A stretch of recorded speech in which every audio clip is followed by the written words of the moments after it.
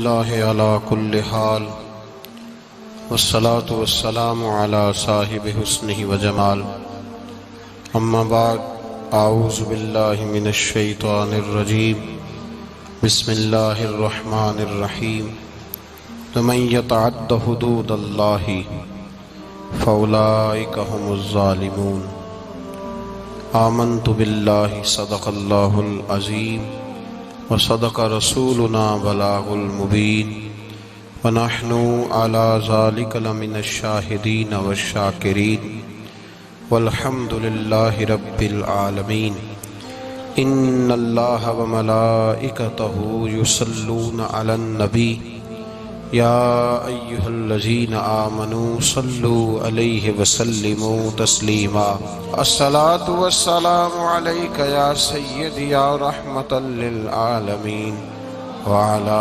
آلک واصحابک یا سیدی یا خاتم النبیین اللہم صل علی سیدنا ومولانا محمد معدن الجود والکرم وآلہ وصحبہ وبارک وسلم۔ حمد و صلاۃ کے بعد گفتگو کا عنوان یہ ہے کہ جب بات حدود اللہ کی ہو، جب بات اللہ تعالیٰ اور اس کے پیارے محبوب صلی اللہ علیہ وسلم کے بنائے ہوئے قانون اور دین کی ہو، تو پھر انسان کو کسی کی پرواہ نہیں کرنی چاہیے، اپنی ذات کی بھی پرواہ نہیں کرنی چاہیے۔ جب حدود اللہ کے نفاذ کا موقع آئے اور جب مسئلہ اللہ تبارک و تعالیٰ کے قانون کے ٹوٹنے کا آ جائے، تو پھر حکم شریعت یہ ہے کہ انسان اپنے آپ کو توڑ ڈالے، انسان رشتوں کو توڑ ڈالے، تعلقات کو توڑ ڈالے، لیکن اللہ کی حدوں کو وہ محفوظ کرے۔ جب بات حدود اللہ کی ہو، ہم معاشرے کے اندر جب نظر دوڑا کر کے دیکھتے ہیں تو بڑا سستا ہو گیا ہے دین کی حد کو توڑنا، بڑی آسانی کے ساتھ اور بڑی دیدہ دلیری کے ساتھ لوگ حدود اللہ کو پامال کرتے چلے جا رہے ہیں۔ مسئلہ طلاق کا ہو، مسئلہ سود کا ہو، مسئلہ حرام چیز کا ہو، مسئلہ بے پردگی کا ہو، مسئلہ اللہ تبارک و تعالیٰ کے دین کو نافذ کرنے کا ہو، ذاتیات پر بات آتی ہے، لوگ ہر حربہ استعمال کرتے ہیں، لیکن جس طرح خون مسلم بڑا ارزاں اور سستا ہے، اسی طرح بڑی آسانی کے ساتھ لوگ اللہ تبارک و تعالیٰ کی حدوں کے بارے میں بات کرنے لگتے ہیں۔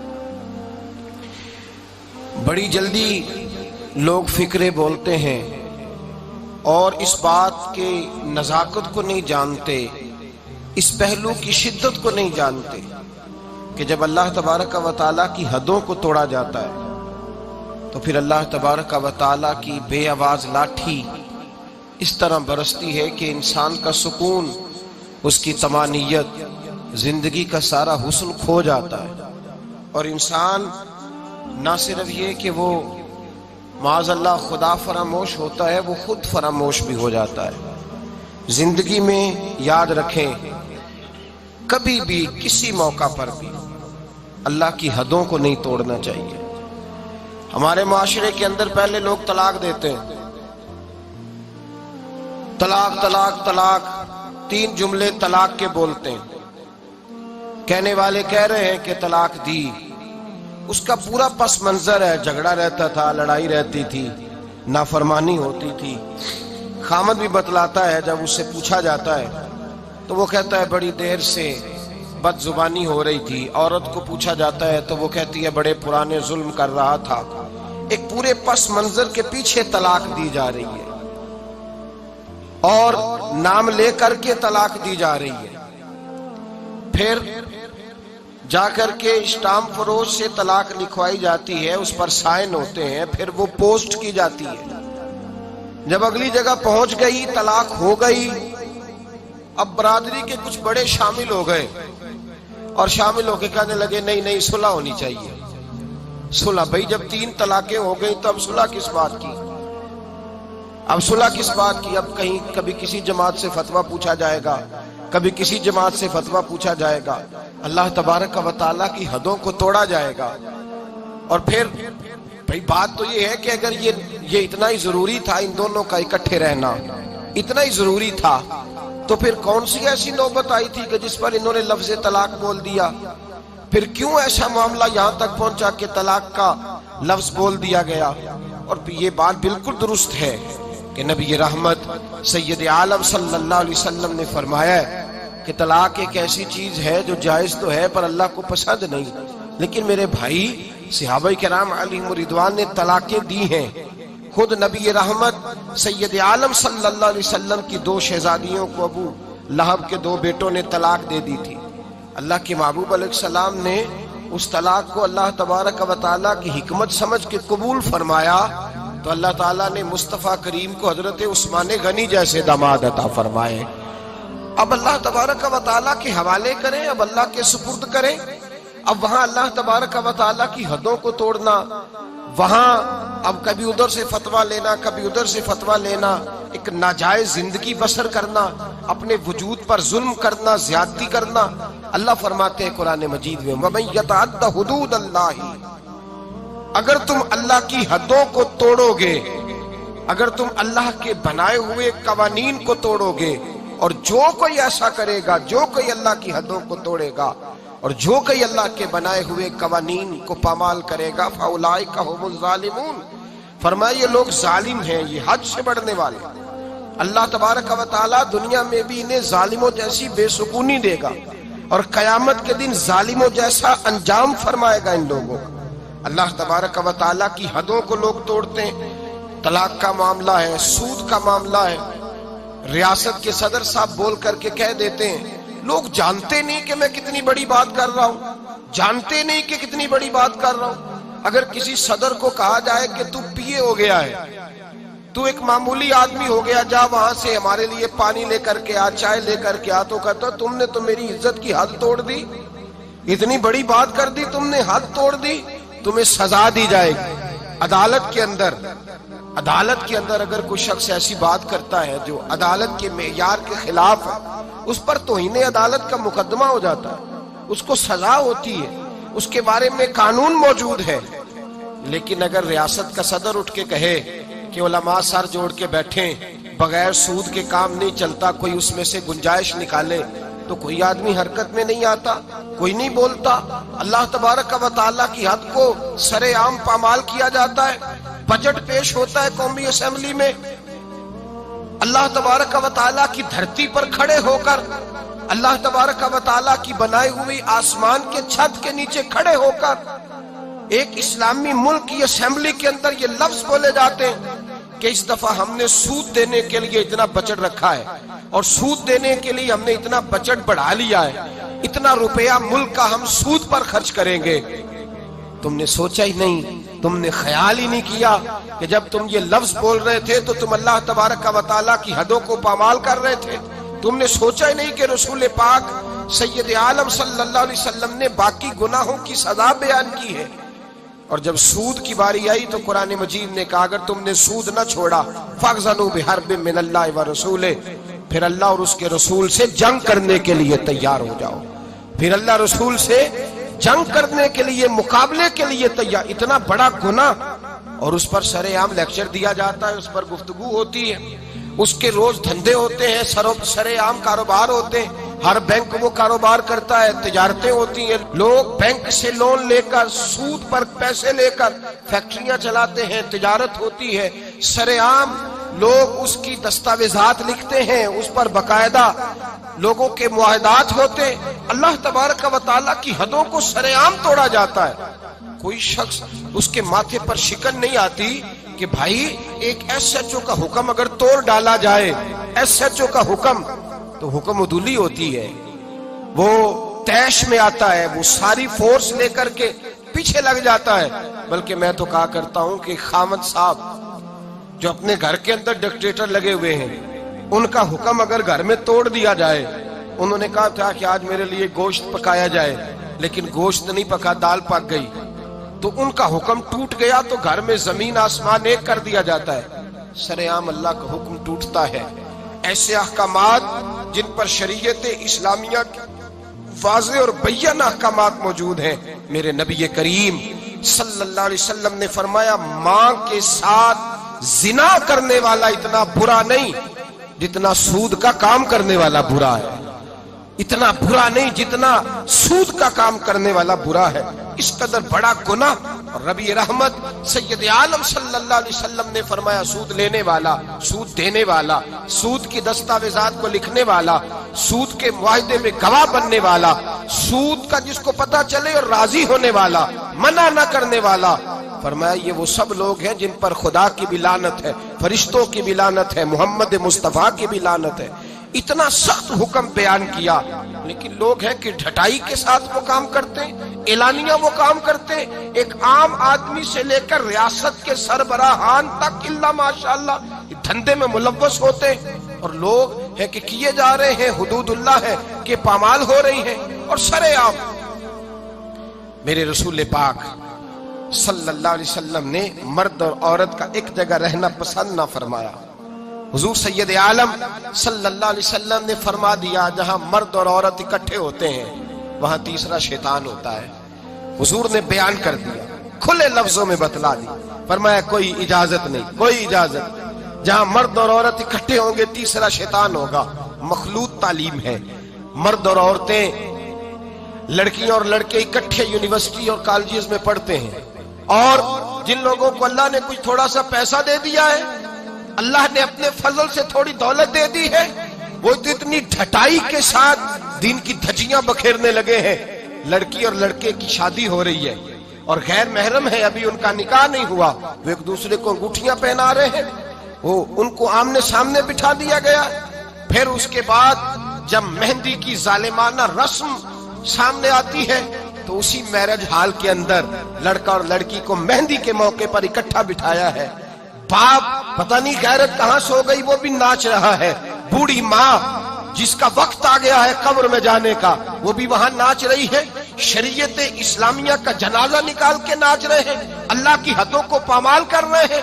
مصطفیٰ کریم جان رحمت صلی اللہ علیہ وسلم نے فرمایا مرد اور عورت جہاں اکٹھے ہوتے ہیں تیسرا شیطان ہوتا ہے، وہ بھی غیر محرم ہے۔ انگوٹھیاں ہاں شریعت نے اجازت دی ہے، شادی سے پہلے ہونے والی بیوی کو ایک نظر دیکھنے کی اس کو اجازت ہے، ایک نظر دیکھنے کی اجازت دی تھی، یہ تھوڑی کہا تھا کہ ان کو اکٹھا بٹھا دیا جائے گا، وہ ایک دوسرے کو انگوٹھیاں پہناتے پھریں گے۔ نبی کریم رؤوف الرحیم سید عالم صلی اللہ علیہ وسلم نے اتنا ناپسند کیا کہ حضور سید عالم علیہ السلام نے فرمایا خنزیر، کتا جو ہوتا ہے یہ نجس العین نہیں ہوتا، کتا بھیگ جائے تو اس پر بعض لوگ فتویٰ دیتے ہیں ناپاک ہونے کا، اور کتے کی جو تھوک ہوتی ہے وہ ناپاک ہوتی ہے، کتا پورا ناپاک نہیں ہوتا، خنزیر پورا ناپاک ہوتا ہے، نجس العین ہوتا ہے۔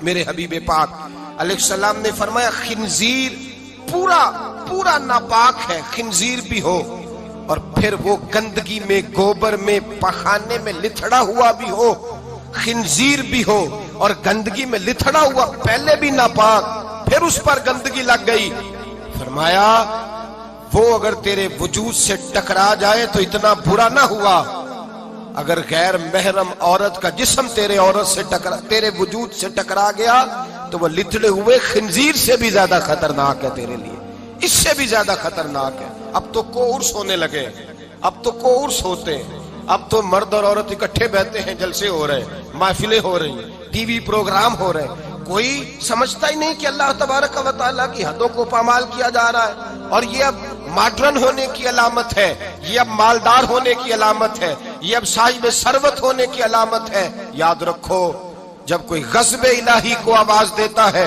جب کوئی اللہ کے قانون کو چیلنج کرتا ہے تو رب اس کو ڈھیل ضرور دیتا ہے پر معافی نہیں دیتا، اس کو ڈھیل ضرور دیتا ہے پر وہ فرماتا ہے ان بطش ربک لشدید، پھر جب میں تیری رسی کھینچتا ہوں تو پھر تیرے رب کی پکڑ سب سے سخت ہوتی ہے۔ بھائیو اللہ کی حدوں کو، اور سنیں میرے نبی کریم صلی اللہ علیہ وسلم نے فرمایا دو گروہ ایسے ہیں کہ قیامت کے دن میری شفاعت میں ہر ایک کو اللہ تبارک و تعالیٰ کی بارگاہ میں جا کے اس کی سفارش کروں گا، اس کے لیے عرض کروں گا۔ فرمایا شفاعتی لأہل الکبائر من امتی، میں بڑے بڑے کبیرہ گناہ والوں کی سفارش کروں گا۔ لیکن میرے مصطفیٰ کریم علیہ السلام نے فرمایا دو گروہ، دو جماعتیں، دو لوگ ایسے ہیں جن کی میں سفارش نہیں کروں گا، میری سفارش سے محروم رہیں گے۔ یا رسول اللہ صلی اللہ علیہ وسلم وہ کون سے ہیں؟ صحابہ کرام کی آنکھیں کھل گئیں، حیرت کے ساتھ کانپتے ہونٹوں سے، لرزتی آنکھوں سے دیکھنے لگے۔ محبوبہ وہ بد نصیب، وہ کوتاہ قسمت، وہ کون سے ایسے کم نصیب ہیں جو صبح قیامت آپ کی رحمت للعالمین سے بھی محروم رہیں گے، جنہیں کالی کملی کا سایہ بھی نصیب نہیں ہوگا، جنہیں آپ کی شفاعت قیامت میں بھی نہیں ملے گی، وہ بد نصیب کون سے ہیں؟ تو میرے مصطفیٰ کریم علیہ السلام کے صحابہ نے تڑپ کر پوچھا تو کریم نے فرمایا ایک وہ بادشاہ، وہ فرمانروا جسے اللہ تبارک و تعالی نے اپنے فضل سے عزت دی، اللہ نے کسی مملکت کا سربراہ بنایا اور پھر وہ خائن ہو گیا، ظالم اور جابر ہو گیا، پھر وہ لوگوں کو لوٹنے لگا، پھر وہ غریبوں کا خون نچوڑ کے اپنی تجوریاں بھرنے لگا۔ صبح قیامت میرے مصطفیٰ کریم فرماتے میری شفاعت سے بھی محروم رہے گا۔ اور دوسرا میرے حبیب پاک علیہ السلام نے فرمایا میرا وہ امتی ہو، کلمہ پڑھنے والا ہو، لیکن اگر اللہ کی حدوں کو پامال کرتا ہے، اگر اللہ کی حدوں کو توڑتا ہے تو قیامت کے دن وہ میری شفاعت کا حقدار نہیں ہے۔ میں صبح قیامت اللہ کے حضور اس کی شفاعت نہیں، بلکہ بخاری مسلم میں حضرت عائشہ صدیقہ رضی اللہ تعالیٰ عنہ حضور کے اخلاق بیان کرتی ہیں۔ کیا بیان کرتی ہیں؟ نبی پاک کے، میری طرف دیکھیے، حضور کے اخلاق، یہ اخلاق بیان ہو رہے حضور کے، یہ بھی اخلاق ہے میرے نبی پاک کا، اخلاق بیان کرتی ہیں۔ کہتی ہیں نبی پاک علیہ السلام نے کبھی اپنے دست مبارک سے کسی کو مارا نہیں، کسی غلام کو، کسی عورت کو، کبھی نہیں، یہ اخلاق بیان ہو رہا ہے۔ فرماتے ہیں کبھی حضور نے کسی پر غصہ نہیں فرمایا۔ بخاری مسلم میں یہ بھی اخلاق کا حصہ ہے، یہ بھی اخلاق ہے، کبھی کسی پر غصہ نہیں فرمایا۔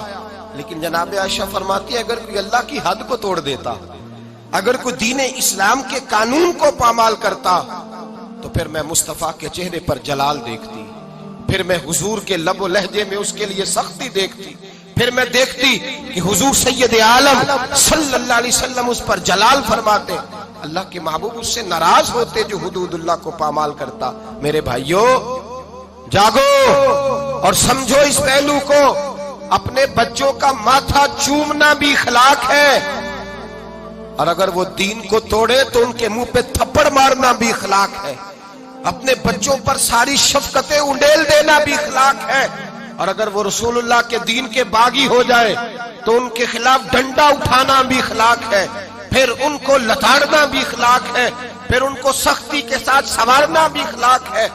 تو میٹھا بنا رہتا ہے، میٹھا بنا رہتا ہے ہر بات کے اندر، بیٹی بے پردہ رہے اور تو میٹھا بنا رہے، بیٹا شراب اور جوے کے اڈے پہ جائے اور تو میٹھا بنا رہے، تیرے گھر کے اندر شریعت اسلامیہ کا مذاق اڑایا جائے اور تو کہے میں اخلاق والا ہوتا ہوں۔ یہ نبی پاک کے اخلاق ہیں کہ حضور رحمت للعالمین ہیں۔ لیکن جناب عائشہ فرماتی ہیں اگر کوئی اللہ کی حد توڑ دیتا، اگر کوئی دین اسلام کی حدود کو پامال کرتا تو پھر میں تڑپ کے کہتی اعلیٰ حضرت فاضل بریلوی کی گویا زبان میں کہ غضب سے ان کے خدا بچائے، غضب سے ان کے، بولیے گا، غضب سے ان کے، غضب سے ان کے خدا بچائے کہ نور باری عتاب میں ہے۔ پھر میں جلال دیکھتی سید عالم۔ اللہ تبارک و تعالیٰ کی حدیں توڑنے سے بچیں، اللہ کے قانون کو چیلنج کرنے سے بچیں، بچیں اس چیز سے جس میں اللہ تبارک و تعالیٰ کا واضح حکم، نبی پاک کا واضح حکم ہو، ہمیں پتا ہو کہ یہ بات شریعت اسلامیہ میں جائز نہیں، لیکن اس کے باوجود اگر کوئی کر رہا۔ آج کئی ایسے گھرانے ہیں جن کو اللہ نے اپنے فضل سے جائیدادیں دی، اللہ تبارک و تعالیٰ نے زمیندار بنایا، ان کے بچے اگر کوئی گناہ کرتے ہیں تو وہ کہتے ہیں شکر ہے تو بڑا ہو گیا ہے، تیری کو شکایت تو آئی ہے نا معاذ اللہ۔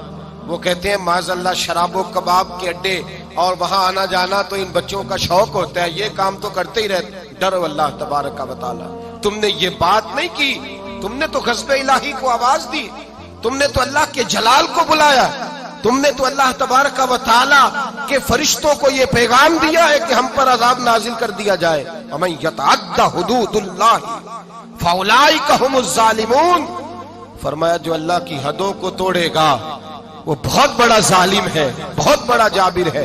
میرے نبی کریم سید عالم صلی اللہ علیہ وسلم حدود اللہ کو نافذ کرتے، حضور اللہ کے دین کو نافذ کرتے۔ نبی پاک رحمت للعالمین ہے، نافذ کرتے، نبی پاک رحمت للعالمین ہے۔ حضور کی طبیعت نہیں چاہتی کسی شخص کے بارے میں، لیکن حضور کے سامنے چور آیا ہے، چور آیا ہے، رحمت للعالم چور آیا ہے، فرمایا اس کا ہاتھ کاٹو، کٹوایا ہے نبی پاک نے ہاتھ۔ ایک شخص پر قتل ثابت ہو گیا، مسجد قباء کے قریب حضور تشریف فرماتے، اس پر ثابت ہو گیا جرم کہ اس نے قتل کیا ہے۔ حضور نے صحابی سے فرمایا لے جاؤ دروازے پہ اس کی گردن مار دو۔ ایک صحابی ہیں، حضور سے محبت کرتے تھے، پیار کا رشتہ تھا، غلامی کا رشتہ تھا، اکثر آتے حضور کو ہنساتے۔ ایک شام آئے، کہا یا رسول اللہ غلطی ہو گئی، میں نے شراب پی لی ہے۔ اللہ کے محبوب نے حدود اللہ کی باری آئی تو محبت کو نہیں دیکھا، یہ نہیں دیکھا کہ میرا اس سے پیار ہے، یہ روز آتا ہے میرے ساتھ، اس کا رشتہ اخوت ہے، غلامی ہے۔ حضور نے فرمایا اس کو لے جاؤ وہاں باندھو، 80 کوڑے مارو اس کے وجود پر، یہ اللہ کا دین ہے، یہ نافذ کیا جائے گا، یہ نافذ کیا جائے گا۔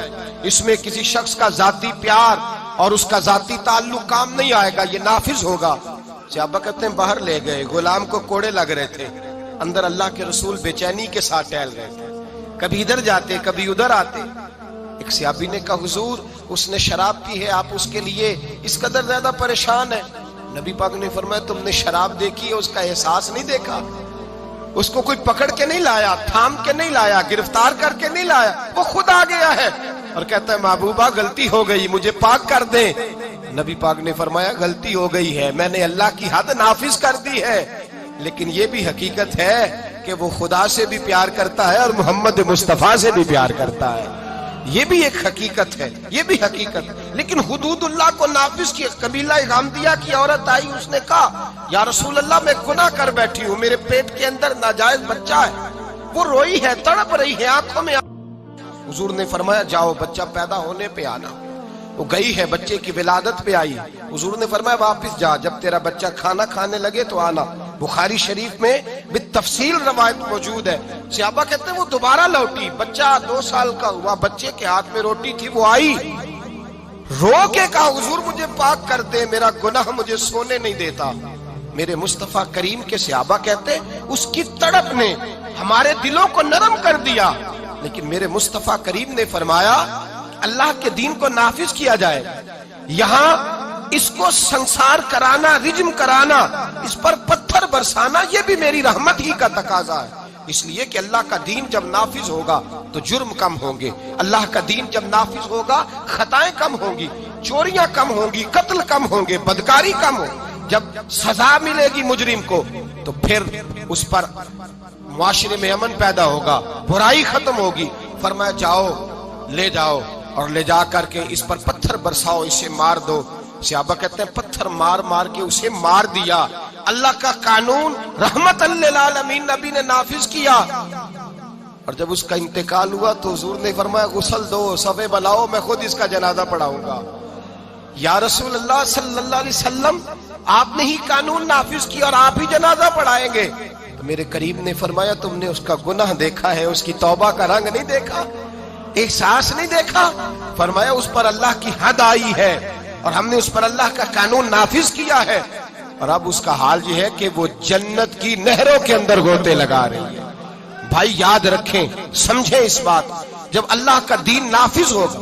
ہمارے معاشرے میں ہمارا میڈیا اب لوگوں کو گناہ کے طریقے بتلاتا ہے، لوگوں کو بتلایا جاتا ہے گناہ کیسے کرنا ہے۔ وہ قصور کے اندر ایک گروہ پکڑا گیا جو اس طرح کی بدکاریاں کرتا تھا، وہ کیا کرتے تھے، کیسے انجیکشن لیتے تھے، کس کوٹھڑی میں کیا کرتے تھے، سب دکھایا گیا، سب دکھایا جاتا ہے، ایک ایک جرم کی داستانیں۔ بلکہ اللہ تبارک و تعالی فضل کرے، اب تو ایسی ٹیمیں سامنے آ گئی جو جا کے پیر پکڑتی ہیں، کوئی چھپڑ پیر پکڑ لیا، کوئی تھپڑ پیر پکڑ لیا، کوئی پکڑ لیا ہے۔ ان کو یہ بھی تو احساس ہونا چاہیے کہ یہ پیری مریدی ایک مقدس شعبہ ہے، یہ رسول اللہ کی وراثت ہے۔ جہاں تم یہ بات بیان کرتے ہو کہ یہ تھپڑ پیر ملا ہے، وہاں یہ کیوں نہیں بیان کرتے؟ ایک پیر ایسا بھی ہے دنیا میں جو اجمیر کے ٹلے پہ بیٹھا ہے اور 90 لاکھ کو کلمہ پڑھا کے مسلمان کر گیا ہے۔ یہ چیز تم کیوں بیان نہیں کرتے؟ اور پھر تم پتہ نہیں کس کو پکڑ کے لے آتے ہو، نہ جانے کون جاہل تھا، اللہ جانے کون تھا۔ تم آؤ میدان کے اندر، ہمارے سامنے بیٹھو، ہم تمہیں کراچی سے لے کر خیبر تک لاکھوں خانقاہیں ایسی دکھائیں گے جہاں آج بھی خدا کا نام لیا جاتا ہے اور محمد رسول اللہ کا دین پڑھایا جاتا ہے۔ تم لوگوں کو گمراہ کرتے ہو، تم لوگوں کو بتلاتے ہو کہ یہ سارے اس طرح کے ہوتے ہیں۔ وہ پتہ نہیں کون بدماش تھا، گنڈا تھا، کون بے دین تھا جس کو تم نے پیر بنا کے لوگوں کے سامنے رکھا۔ ہم پیر اسے مانتے ہیں جس کے ایک ہاتھ میں خدا کا قرآن ہوتا ہے اور دوسرے ہاتھ میں محمد مصطفیٰ کا فرمان ہوتا ہے۔ یہ یاد رکھیے گا، یاد رکھ۔ اور ہم کبھی کمزور نہیں پڑتے کسی جگہ۔ ہمیں کوئی شخص آ کر کے بتلاتا ہے وہ فلاں بابا پکڑا گیا، ہم کہتے ہیں ہمارا نہیں ہے، وہ جس نے پکڑا اسی کا تھا، اسی کا تھا جس نے پکڑ لیا ہے، اور جو اس پہ تنقید کر رہا ہے وہ اسی کا ہے۔ جھوٹ بولتے ہیں لوگ، جھوٹ بول، بددیانتی کا مظاہرہ کرتے، ظلم کرتے ہیں۔ ان بیوقوف اور بدماشوں کو لا کر دین اسلام کے سپاہیوں اور مجاہدوں کی صف میں اور ان کے ساتھ مقابلہ کرانا چاہتے ہیں۔ ہمارے تو مشائخ وہ ہیں جن کے چہرے دیکھیں تو خدا یاد آ جاتا ہے، جن کے پاس بیٹھے، جن کے پاس چند گھڑیاں کوئی گزار کے جائے۔ میرے شیخ طریقت حضرت تاج الشریعہ کے شیخ مفتی اعظم ہند مولانا مصطفیٰ رضا خان صاحب، آپ کے پاس ایک شخص آیا اعلیٰ حضرت کے چھوٹے بیٹے کے پاس، وہ کہنے لگا سنا ہے یہ بڑے عاشق رسول ہے، ان کے پاس جائیں تو مصطفیٰ کی خوشبو آتی ہے۔ کہتا میں تھوڑی دیر آیا، تھوڑی دیر بیٹھا، فاضل بریلوی کے شہزادے کی صحبت میں تھوڑی دیر رہا، چند لمحے گزارے، نہ حدیث پڑھی، نہ فقہ سیکھی، نہ قرآن سیکھا، چند لمحے احمد رضا کے بیٹے کے پاس بیٹھا ہوں، ایسی خوشبو چڑھی ہے، گھر جاتے ہی زبان پر درود ہی جاری رہا ہے، سونے لگا ہوں تو درود جاری، خوشبو جاری، سلام جاری۔ میری آنکھ بند ہوئی ہے تو مجھے مدینے والے محبوب کا دیدار نصیب ہو گیا ہے، دیدار مصطفیٰ نصیب ہو گیا ہے۔ او بھائی، یہ ہمارے مشائخ ہیں، یہ ہمارے لوگ جن کی خوشبو رسول اللہ صلی اللہ علیہ وسلم کی محبت بانٹتی۔ بہرحال اللہ تبارک کا جو مضمون ہے اسی مضمون پہ رہتا ہوں۔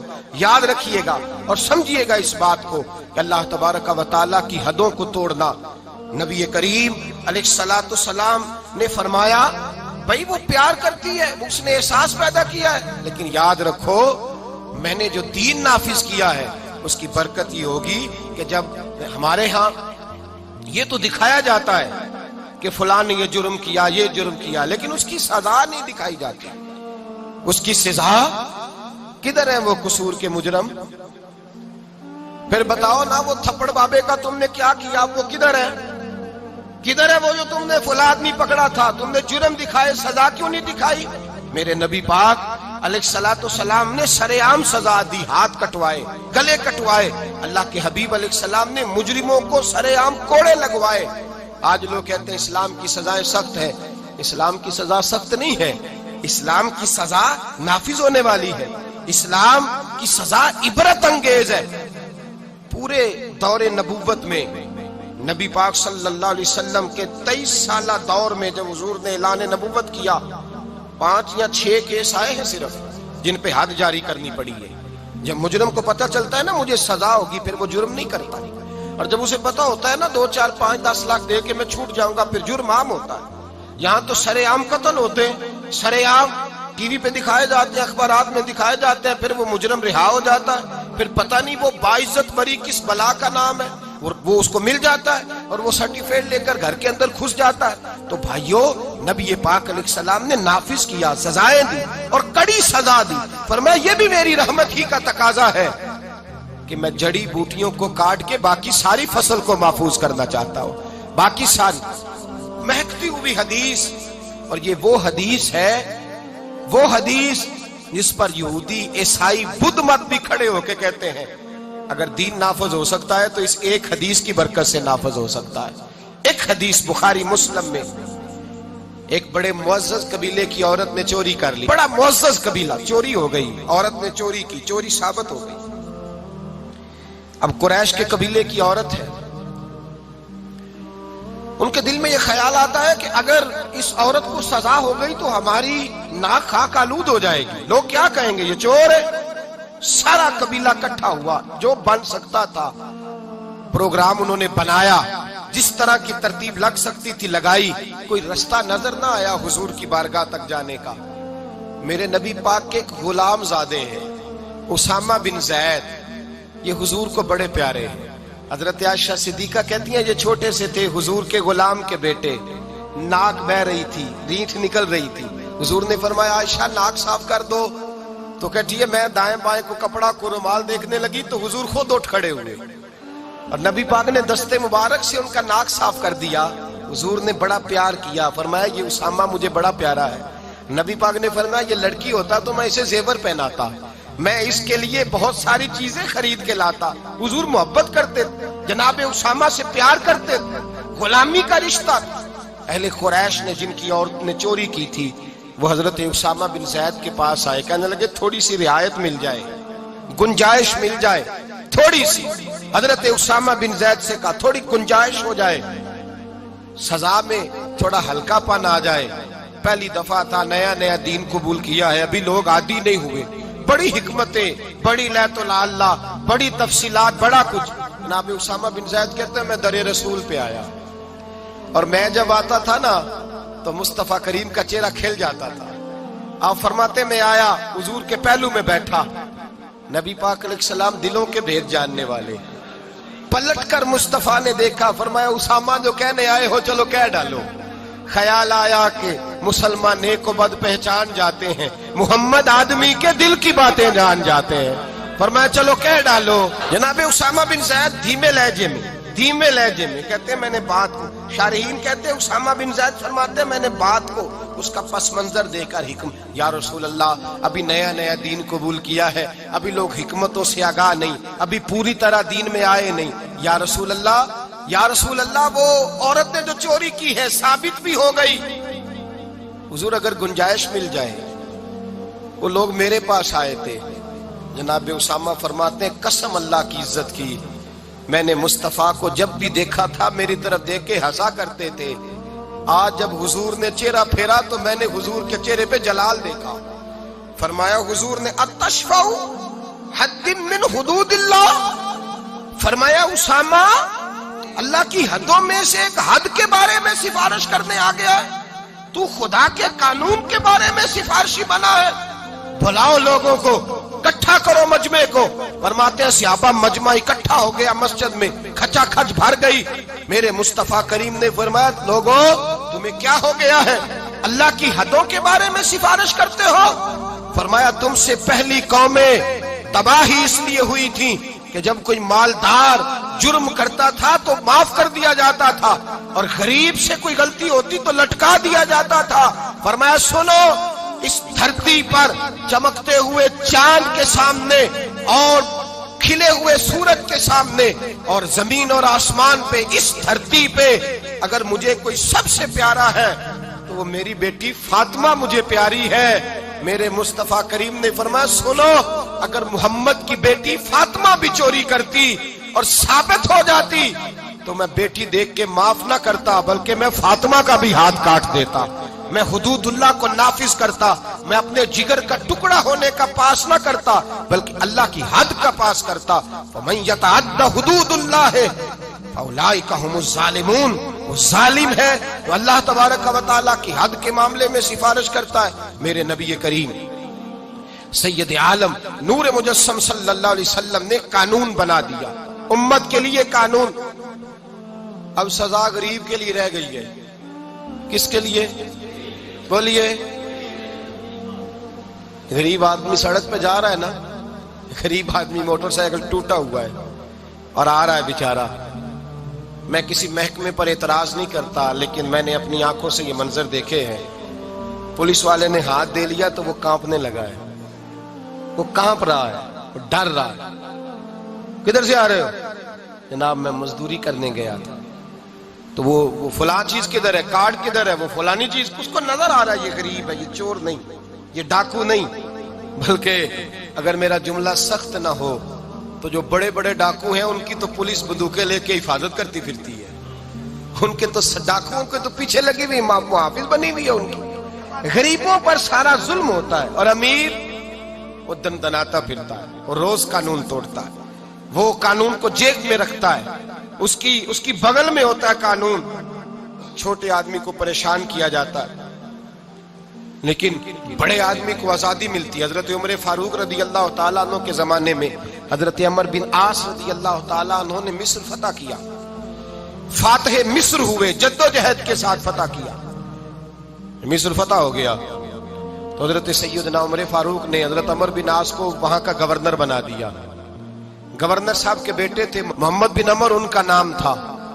انہوں نے ایک عام مصری, عام آدمی کے ساتھ گھوڑا دوڑایا کہ جس کا گھوڑا کامیاب ہو جائے گا اس کو انعام ملے گا.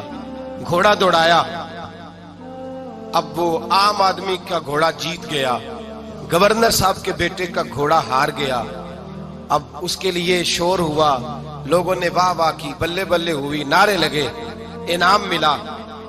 جب وہاں سے نکلے تو وہ گورنر صاحب کا بیٹا جو بگڑ گیا تھا اس نے درہ لیا, اس عام مصری کے بیٹے کو کونے میں کھڑے کر کے اس کے وجود پہ درے برسائے, مار مار کے لہو لہان کر دیا.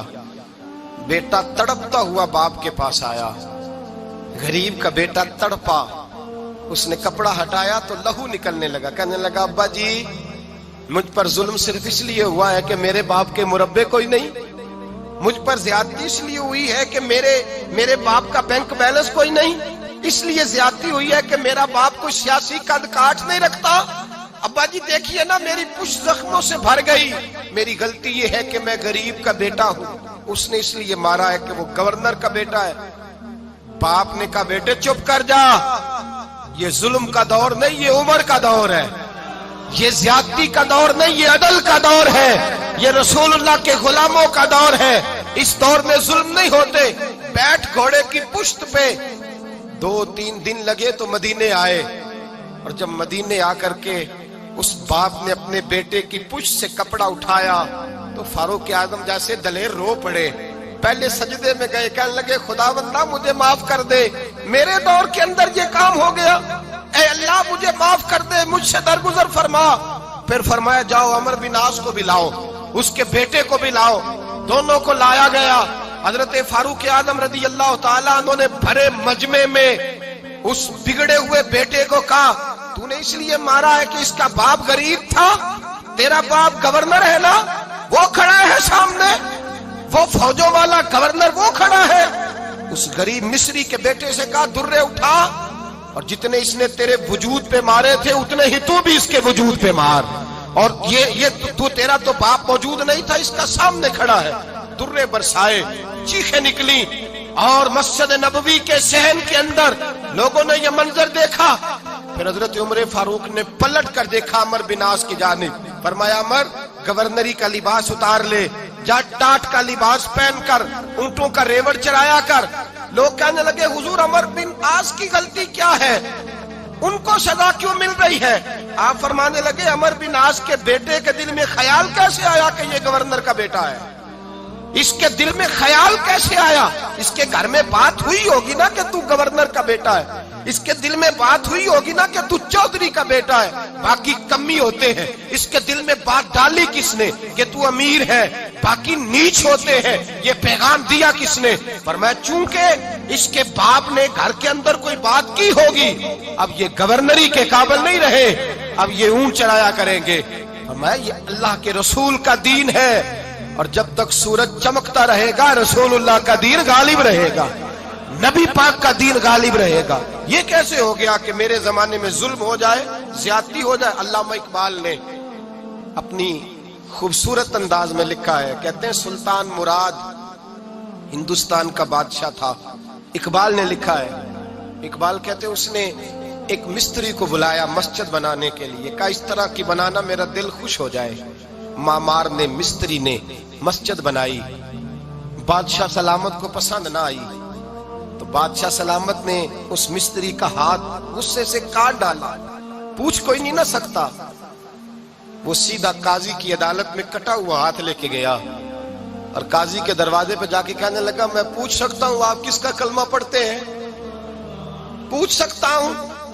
تو काजी कहते मेरी कुर्सी भी कांपने लगी और जिस कमरे में बैठा था वो कमरा भी कांपने लगा। मैंने कहा सवाली तू बात कर, कहा नहीं पहले बताओ कलमा किसका पढ़ते हो? तो काजी कहता है मेरी आंखें बरस पड़ी। मैंने कहा मैं उसके कलमा पढ़ता हूं जो दुनिया में भी मेरा वारिस है, कयामत में भी वही मेरा वाली बनेगा। जो दुनिया और आखिरत में मेरा वाली है, मैं मुस्तफा का कलमा पढ़ता हूं। तो कहने लगे हाँ इसलिए तुझसे ये बात कहलवाई है कि कहीं तू बादशाह का तो कलमा नहीं पढ़ता माज़अल्लाह, तू काजी अदालत में बैठा है कुर्सी पे, उसका कलमा तो नहीं पढ़ता? कहा नहीं मैं मुस्तफा का। फिर देख मेरा हाथ कट गया है, अब तू बता कि तू बादशाह समझ के माफ करेगा या रसूलुल्लाह का दीन समझ के नाफज करेगा? डॉक्टर इकबाल कहते हैं वो काजी ने हुक्म जारी किया कि फौरन बादशाह को बुलाया जाए। हिंदुस्तान का फरमा रवा पैगाम गया तो कांपता हुआ आया, काजी ने सामने खड़ा किया, एक तरफ बादशाह और एक तरफ वो मामूली मामार मिस्त्री काम करने वाला। तो काजी गरजदार आवाज में कहने लगे बादशाह तू बता, इसका खून सुर्ख है तो तेरा सुर्ख नहीं, इसके बाजू पे गोश्त है तो तेरे बाजू पे नहीं, इसे दर्द होता है तो तुझे नहीं होता, ये तूने क्या हरकत की? बादशाह की गर्दन झुक गई। काजी कहने लगे पकड़ो इसको बाहर ले जाओ और इसका बाजू काट दो, इसका बाजू काट दो। डॉक्टर इकबाल कहते हैं जहां कांप रहा था सारा कुछ, वहां खुशी के शादियाने बजने लगे। काजी कहने लगा इसका बाजू काटो और इसको बताओ अमीर गरीब का फर्क उतनी देर होता है जितनी देर बंदा मुसलमान नहीं होता, और जब कोई रसूलुल्लाह का गुलाम हो जाता है फिर सारे बराबर हो जाया करते हैं। बंदाओ साहिबो मोहताजो गनी एक हुए, तेरी सरकार में पहुंचे तो सभी एक हुए, तेरी सरकार में पहुंचे तो सभी एक हुए। और अपनी मिल्लत पर कयास अक़वाम मगरिब से न कर, खास है तरकीब में कौमे रसूल हाशमी, ले जाओ काटो इसका बाजू। इकबाल कहते हैं जब बाहर ले जाया गया बादशाह को तो बादशाह ने गर्दन झुकाई। वो मिस्त्री कहने लगा तूने गर्दन क्यों झुका दी है, अब क्या हुआ? तो बादशाह सुल्तान मुराद आंख खोल के कहने लगा भूल गया था, गलती हो गई थी, बादशाही के तकब्बुर में आया था, वो जो तेरा हाथ काटा है वो तकब्बुर से कट गया है, और ये जो गर्दन मैंने झुका दी है ये मैंने अपने नबी के दीन की हद के नीचे झुका दी है, हुजूर के कानून के नीचे झुका दी है, यहाँ सजा लूंगा वहां शर्मिंदा नहीं होना चाहता। उस मिस्त्री ने बढ़ के सीने से लगा लिया और कहने लगा काजी साहब मैंने माफ किया, मुझे पता चल गया है कि मुसलमान बादशाहों का कलमा नहीं पढ़ते, मोहम्मद अरबी का कलमा पढ़ते हैं, रसूलुल्लाह का कलमा पढ़ते हैं। और जब तक मुसलमान नबी पाक का कलमा पढ़ेंगे कोई अल्लाह की हदों को नहीं तोड़ेगा, कोई दीन को पामाल नहीं करेगा, किसी के अंदर ताकत पैदा नहीं होगी कि वो दीन की हद को तोड़ सके। हजरत जनाब सैयदना महमूद गज़नवी रहमतुल्लाह ताला अलैह बैठे हैं अपने दरबार में। एक गरीब औरत तड़पती रोती हुई आई, माँ बिलखती हुई आई और आगे कहने लगी बादशाह जरा मुझ गरीबनी की फरियाद भी सुन। बादशाह ने कहा जल्दी से बुलाओ, कहीं इसकी चीखें कोई जलजला बर्पा न कर दे। करीब आए, क्या बात है? कहने लगी कोई शाही खानदान का नौजवान है, मैं बेवा औरत हूँ, हिंदू मजहब से ताल्लुक रखती हूँ, मेरी 4 बेटियां हैं, कोई बादशाह कोई शाही खानदान का नौजवान है, सिपाहियों समेत आता है, शराब के मटके लाता है, मेरे घर में घुसता है, मेरे पास और तो कोई शय नहीं, एक इज्जत ही है। जब वो जवान बेटी की तरफ देखता है तो मैं सोचती हूँ अब दुनिया में बचा क्या है।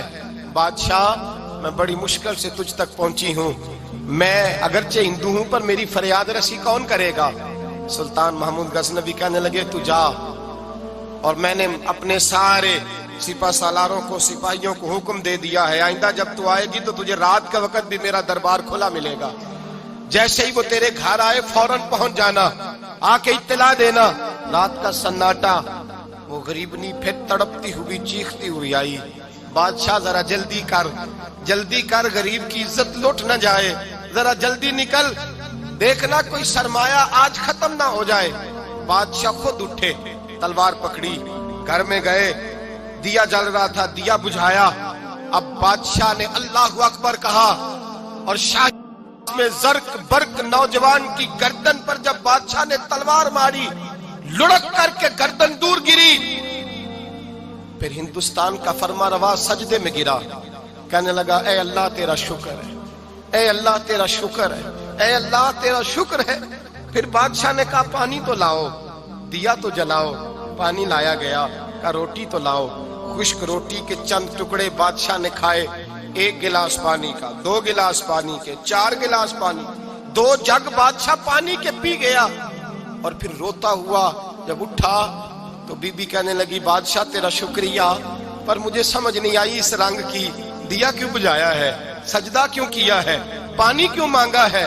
तो बादशाह कहने लगा बीबी बस तेरा काम हो गया, तू छोड़। कहने लगी जरा बता तो सही, बता तो सही, तुझे वास्ता उस रसूल का जिसका तूने दीन नाफिज किया है और जिसके कहने पर तूने गरीबनी का काम आज उसकी इज्जत को लुटने से, बता तो सही। तो बादशाह कहने लगा एक ही बहन है और ये जो तेरे घर आया था ये उसी एक बहन का बेटा है और इकलौता बेटा है। तहकीक की तो पता चला मेरा अपना भांजा ये जुल्म कर रहा है। मैंने कसम खाई थी कि जब तक तुझे इंसाफ नहीं मिलेगा ना रोटी खाऊंगा ना पानी पीऊंगा। आज 3 दिन से हल्क खुश्क है, इसलिए कि मुस्तफा का दीन नाफिज करना है, इसलिए कि हुदूदुल्लाह को कायम करना है। फरमाया आज जब मैंने दिया गुल किया, आज चराग बुझाया तो इसलिए कि जब भांजे को मारूं तो कहीं बहन की सूरत सामने ना आ जाए। ये इंसाफ है, ये बेइंसाफ होता है। ये वो इंसाफ है जो नहीं देखता कि सामने क्या है, इसकी आवाज नहीं होती, धड़कन नहीं होती, ये तलवार चलती है तो लिहाज नहीं करती, इसलिए दिया बुझाया था।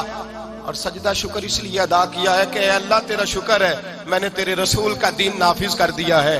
ये बात कह करके सुल्तान महमूद गजनवी कहने लगे पानी पिया है इसलिए कि उस दिन का प्यासा हो जिस दिन तू फरियाद लेके आई, खुश्क रोटी इसलिए खाई है उस दिन का भूखा हूं जिस दिन तू फिर रोते हुए। महमूद गजनवी ने पैर बाहर रखा, 4 बेटियां जवान, एक अम्मा दौड़ी हुई आई और कदमों में बैठी, कहने लगी महमूद मैंने नहीं देखा अबू बकर, मैंने कोई अबू बकर को तो देखा नहीं, उमर उस्मान वली को तो मैंने नहीं देखा। फातिमा ज़हरा के बाप की कैफियत कैसी थी, पर तेरे रंग में, तेरे अंदाज में मुझे जलवे जरूर नजर आए हैं। अब मेरी बेटियां आम बेटियां नहीं रहेंगी, ये फातिमा की कनीज़ें बनेंगी। अब मैं हजरत आयशा का पानी भरूंगी, तूने हुजूर का दीन नाफिज किया है, अब मेरा दिल बदल गया है, तू कलमा पढ़ा, हम 5 माँ बेटियां मुसलमान होना चाहती हैं। मेरे भाई जब रसूलुल्लाह का दीन नाफिज होता है फिर गरीब की मदद होती है। गरीबों ना आजमाओ बार बार चेहरे बदल के जालिमों को, दुआ करो रमजान की सुहानी सुबह में, ऐ अल्लाह हमें कोई महमूद गजनवी का वारिस अता फरमा, ऐ अल्लाह को सुल्तान सलाहुद्दीन अय्यूबी का जानशीन अता फरमा, कोई उमर बिन अब्दुल अजीज को मानने वाला दे, हमें वो दे जिसके लबों पे इमाम हसन और हुसैन का नाम जारी हो, कोई ऐसा अता फरमा जो हजरत अली को अपना आइडियल कहता हो, जो उस्मान गनी की हया, उमर फारूक की अदालत का वारिस हो, जो अबू बकर सिद्दीक की सदाकत को आइडियल समझता हो। यही चराग जलेगा तो रोशनी होगी। जब अल्लाह की हद का मामला आए किसी की परवाह न करना, फिर न देखना सामने कौन है, फिर न देखना कौन है। और क्या कहता है हजरत फारूक आजम के जमाने में गुस्सान के बादशाह ने कलमा पढ़ लिया था, शाह गुस्सान ने। आज तो मक्के और मदीने में भी हालात बिगड़ गए, अब तो पैकेज होते हैं हज का, एक वीवीआईपी, एक वीआईपी, एक आम, एक इकानमी। अब तो वहां भी पैकेज है, अब तो वहां भी अमीर आए तो उनके लिए अलग रास्ते हैं अरफात और मिना जाने के लिए। हजरत उमर का जमाना था, गुस्सान के बादशाह ने कलमा पढ़ा, लंबा जुब्बा पहन के तवाफ़ काबा कर रहा था, एक गरीब का पैर जुब्बे पे आ गया, गरीब का, मजबूर का, गुलाम का। बादशाह ने पलट के थप्पड़ जो मारा तो मजमे में खाना काबा के साए में गरीब रोने लगा और हजरत उमर के पास गया, कहने लगा मैं रुसवा हो गया और सरे तवाफ रुसवा हो गया। ऐ उमर, अल्लाह के घर आके भी मेरी रुसवाई हुई। हजरत उमर ने गस्सान के बादशाह को बुला के कहा कि इसे बदला दे, इसे राजी कर या बदला दे। कहने लगा उमर अब मैं इसे बदला दूं? आपने फरमाया ये मेरे नबी पाक का दीन है, ये हुजूर का दीन है, ये नाफिज होगा। یہ امیر غریب کے لیے علیحدہ علیحدہ نہیں، اسے بدلہ دے، یہ تجھے تھپڑ مارے گا، تجھے کھانا پڑے گا۔ اس نے کہا اگر میں ایسا نہ کروں تو آپ فرمانے لگے پھر میں عمر ہوں، پھر میں عمر ہوں، پھر میں تجھ سے کرواؤں گا، تجھے کرنا پڑے گا، تجھے یہ کرنا پڑے گا، میں کرواؤں گا۔ حضرت سیدنا عمر فاروق نے کہا ایک رات کا وقت ہے تیرے پاس، یا اسے راضی کر لے یا سویرے اسی طرح طواف ہوگا، اسی طرح مجمع ہوگا، اور طواف کی اس جگہ جہاں تو نے تھپڑ مارا تھا یہ تجھے تھپڑ مارے گا، اور سارا زمانہ دیکھے گا کہ رسول اللہ کا دین کیسے نافذ ہوتا ہے، تجھے تھپڑ کھانا پڑے گا، مار کھانی پڑے گی۔ اللہ اکبر۔ جب سیدنا فاروق اعظم نے اسے یہ کہا، ایک رات سوچنے کا وقت لیا، اس نے راتوں رات سامان اٹھا کر کے واپس بھاگ گیا، عیسائی ہو گیا۔ ایک آدمی نے کہا عمر اتنا بڑا بادشاہ تھا، اس کے پیچھے کتنے لوگ مسلمان ہوتے، مال خزانہ میں کتنا نفع آتا، یہ ہوتا وہ ہوتا۔ حضرت عمر کہنے لگے چپ کر جاؤ، نہ مال چاہیے، نہ زیادہ تعداد چاہیے، نہ بادشاہ چاہیے، ہمیں تو اپنے مصطفیٰ کا دین چاہیے، ہمیں تو رسول اللہ کا دین چاہیے، اس سے زیادہ ہمیں کسی چیز کی حاجت نہیں۔ بھائی یہی چراغ جلے گا تو روشنی ہوگی۔ رسول اللہ کے دین کی حد کے معاملے میں کسی کی پرواہ نہ کریں۔ جب آپ کو واضح قرآن کی آیت مل جائے، جب حدیث مبارکہ واضح مل جائے، پھر اپنی رائے پہ پھر اس پر اپنی رائے کو نہ ڈالیں، تھوپے نہ، پھر یہ نہ دیکھیں میں نے گھر بچانا ہے، میں نے فلاں چیز بچانی ہے۔ بس اللہ تبارک و تعالیٰ کی حد کا جہاں معاملہ ہے، میں نے شروع میں کہا تھا ہر رشتہ توڑ دو، ہر تعلق توڑ دو، اپنا آپ بھی ٹوٹتا ہے تو توڑ دو، لیکن دیکھنا کہیں رب رسول کی حد نہ ٹوٹنے پائے۔ یہ حد کبھی نہیں ٹوٹنی چاہیے۔ دین اسلام کی جو حدود اللہ اور اس کے رسول نے متعین فرمائی ہیں ان کو کبھی نہیں ٹوٹنا چاہیے۔ دعا ہے خالق کی بارگاہ میں اللہ تعالی ہمیں اپنے محبوب کے دین کی حفاظت کی توفیق عطا فرمائے۔ آخر دعوانا ان الحمدللہ۔